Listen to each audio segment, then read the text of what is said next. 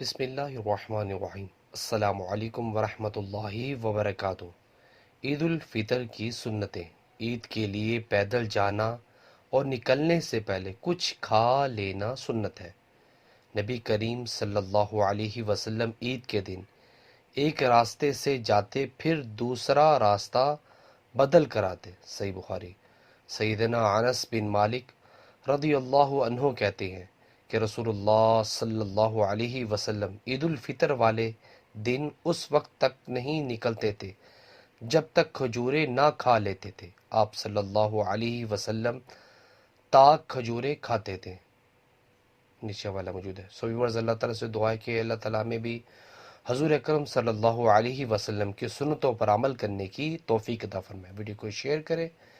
جزاک اللہ۔ السلام علیکم ورحمۃ اللہ وبرکاتہ۔